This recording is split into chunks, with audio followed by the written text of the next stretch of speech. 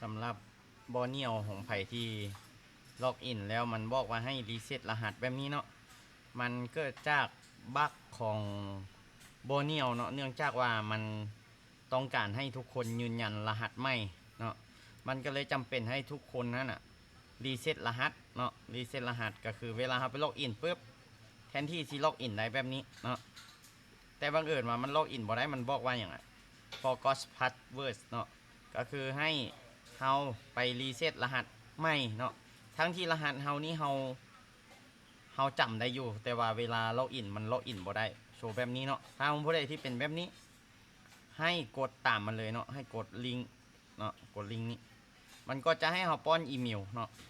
วันนี้อีเมลนี่เป็นอีเมลที่เฮาลงทะเบียนตั้งแต่แรกเนาะที่เฮาลงทะเบียนตั้งแต่แรกถ้าหากว่าไผที่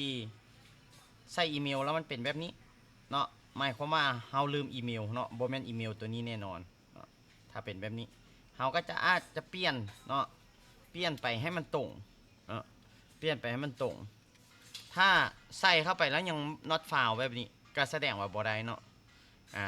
ก็แสดงว่าบ่ได้ถ้าเป็นแบบนี้ได้เนาะถ้ามันได้แท้เนาะมันก็จะเป็นลักษณะนี้เนาะค่อยยกตัวอย่างว่า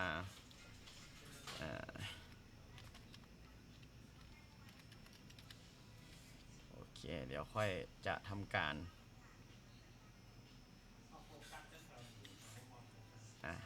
รีเซ็ตให้เบิ่งเนาะถ้ามันทึกยกตัวอย่างมันทึกเนาะถ้ามันทึกมันก็จะเป็นลักษณะนี้ปึ๊บเนี่ยมันจะเป็นแบบนี้เนาะถ้าว่ามันทึกได้หลังจากมันทึกแล้วมันจะส่งลิงก์เนาะเข้าไปยัง Gmail เนาะยัง Gmail เฮาถ้ามันทึกอันนี้คือเฮาชื่ออีเมลเนาะมันทึกเฮาก็จะมาเบิ่งอยู่ในส่วนของน่ารักเนาะหรือบอกก็อาจจะเบิ่งอยู่ในขยะเนาะจดหมายขยะเนาะถ้าไผบ่เห็นก็เลื่อนเบิ่งอยู่ในนี้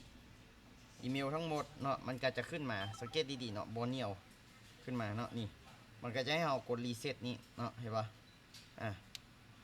มันก็จะเด้งให้เราไปป้อนรหัสใหม่เนาะเนี่ยมันก็จะให้เราใส่รหัส2ตัวใหม่แล้วก็กดเซตพาสเวิร์ดเนาะอันนี้ก็คือกรณีที่ผู้ใดที่เข้าบอเนียวบ่ได้เนาะก็จะเป็นแบบนี้เนาะให้เบิ่งแบบนี้เด้อง่ายๆเนาะก็คือปัจจุบันนี้มันทางบอเนียวได้ทำการอัปเดตเซิร์ฟเวอร์ใหม่